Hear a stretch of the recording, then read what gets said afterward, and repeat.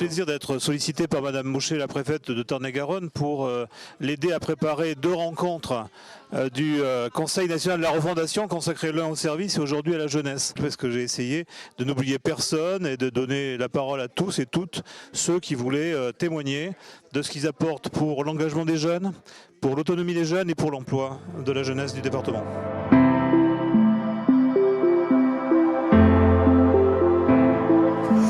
Donc on a une première problématique, c'est se déplacer, donc avec la mobilité. Donc on a parfois des jeunes qui sont quand même éloignés, on va dire au niveau du travail, et pour pouvoir y accéder.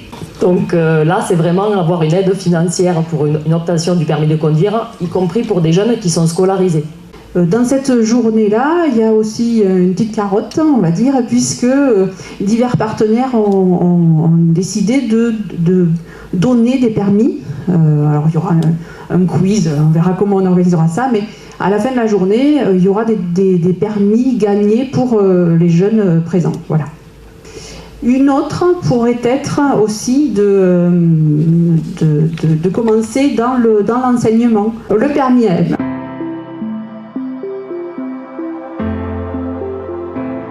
On pense qu'il faut revoir l'offre du parc locatif à partir du constat d'une augmentation de demande de T1 et de T2, ce qui était relevé notamment dans le diagnostic 360. Le bail accompagné, ou ce qu'on appelle aussi le bail glissant, concernant l'accès au premier logement, est un dispositif qu'il faut poursuivre et renforcer.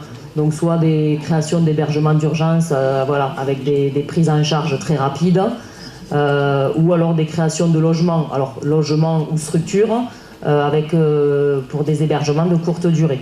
L'idée, c'est de rapprocher les bailleurs et les locataires. Donc on travaille via nos permanences, on a des bailleurs qui souhaitent louer leurs biens, donc on discute avec eux, on leur parle de la mission jeune et ils sont prêts à poster leur offre sur le logement. L'idée aussi, c'est de développer l'habitat intergénérationnel, c'est de développer le conventionnement, donc permettre et mettre en place des logements à bas coût pour les jeunes.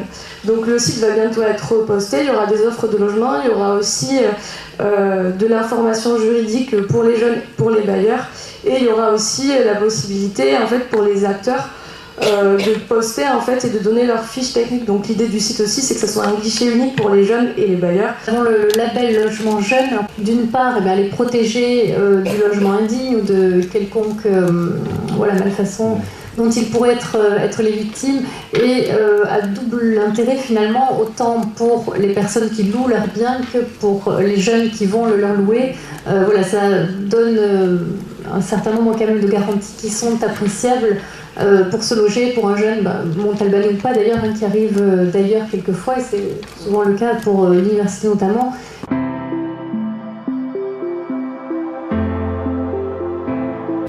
Je suis venu du tapage grâce au bouche à oreille, et du coup j'ai eu grâce à ça un accompagnement assez vif, assez vite et surtout super bien cadré, qui me laisse le choix entre pas mal de choses et surtout avancer sur des choses très importantes, car je suis père de famille, j'ai une petite fille de 2 ans, du coup il faut vraiment que je me batte pour pouvoir la récupérer et tout ce qui en suit. Du coup voilà, c'est un parcours pas assez facile, mais bon, on essaye quand même de faire au mieux, et Tapage est là vraiment pour aider au maximum et nous soutenir dans tous nos faits et gestes et tout ce qui en suit. Donc le contrat d'engagement jeune renforcé a pour vocation de répondre à l'ensemble des freins que rencontrent les jeunes dits en rupture, en leur offrant un parcours intégré d'accompagnement vers l'emploi professionnel, sanitaire, social, mais également dans les actes de la vie quotidienne, également une aide au logement et ou à la mobilité. Comment? En proposant des actions d'accompagnement, de suivi innovants et qui visent la remobilisation d'un public jeune éloigné de l'emploi.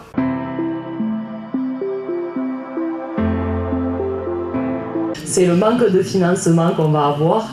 Donc effectivement, il y a quelques années, on avait un fléchage du budget de l'État jeunesse et sport qui a disparu. Tout d'un coup, on nous a zappé, on nous a oublié.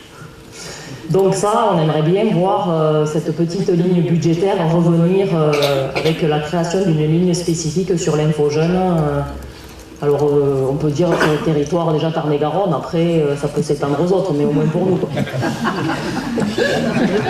Pas la disparition, mais une diminution de fonds pour les points d'information jeunesse. Et à savoir effectivement que tout ce qui est fait est très actif, mais les 11 points qu'il y a sur le département, les 11 relais, sont très très actifs et les financements qu'ils avaient jusque-là, s'ils les retrouvaient, leur permettraient d'être un véritable complément.